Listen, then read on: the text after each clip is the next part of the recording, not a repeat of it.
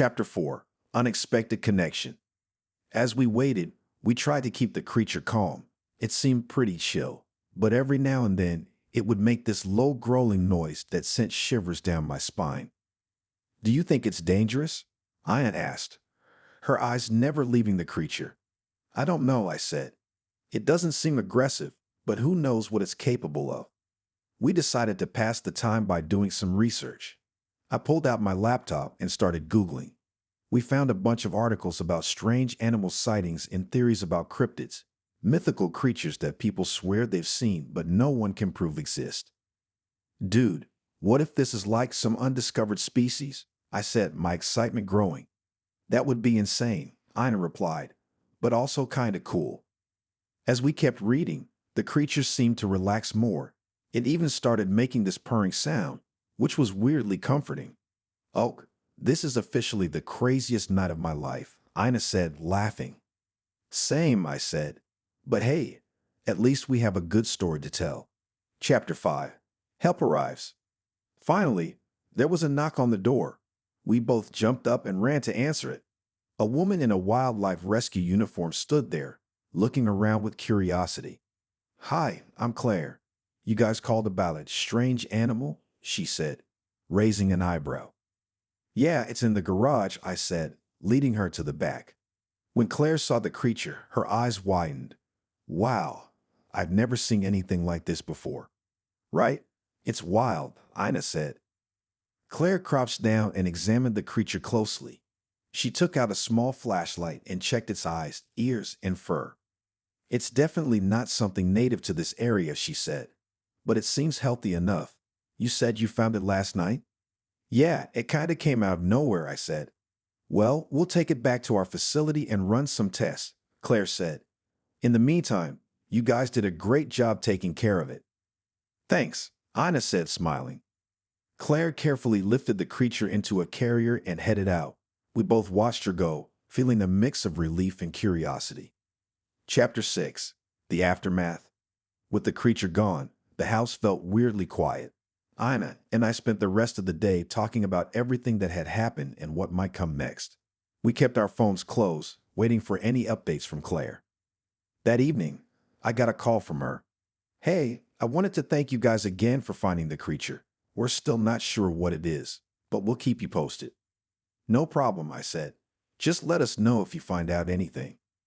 For the next few days, life slowly returned to normal. But every now and then, I catch myself thinking about that night and wondering what the future held for our mysterious friend.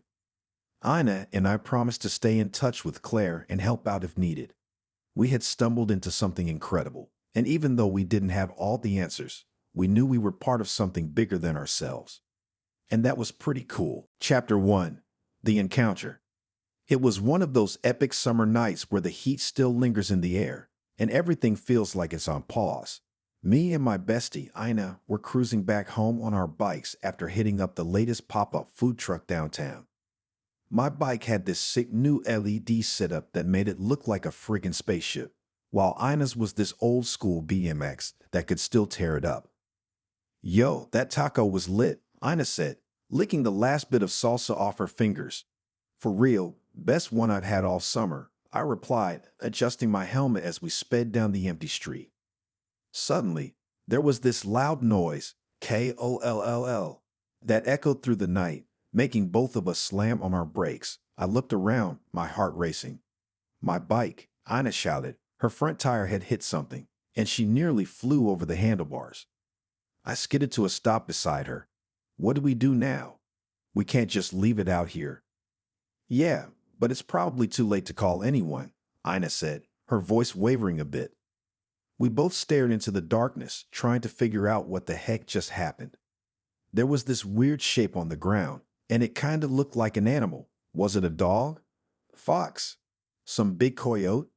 Do we even get coyotes around here? "Here, let me just hup," I said, stepping closer and giving the shape a nudge with my foot. It moved slightly, and I froze. "Whoa, Ina. Strong."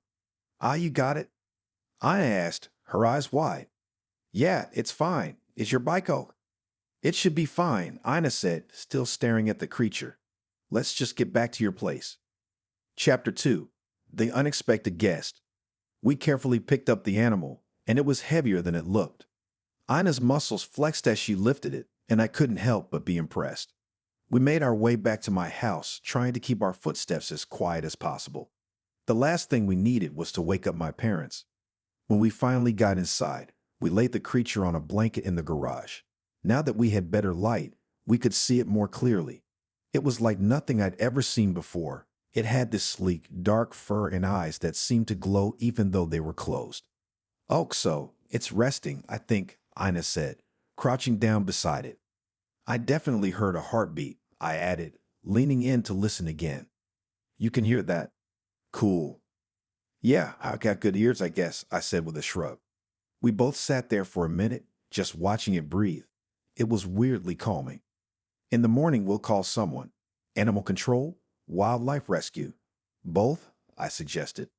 "Maybe it's a pet that ran off, an exotic one?" Ina wondered aloud. "I don't know.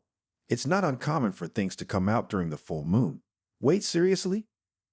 Just then, there was a loud clatter from the back of the garage. We both jumped, hearts pounding again. It was probably just some old junk shifting around, but in that moment, it felt like the world was out to get us.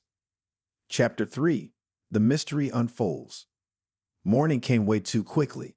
I barely got any sleep, tossing and turning, thinking about the creature in my garage.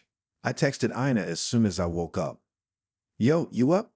We need to figure out what to do about our new friend." A few minutes later, Ina replied, "Yeah, on my way over. Bring in some breakfast too. We need fuel."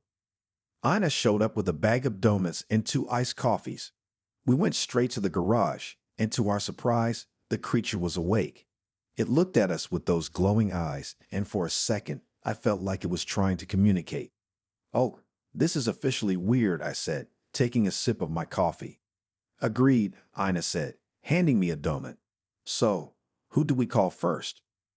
We decided to try wildlife rescue first. I found a number online and gave them a call, explaining the situation. The lady on the other end sounded intrigued, but also a bit skeptical. "We'll send someone out to take a look," she said, "but it might take a couple of hours." "Great," I said, hanging up. "They're on their way, but it'll be a while."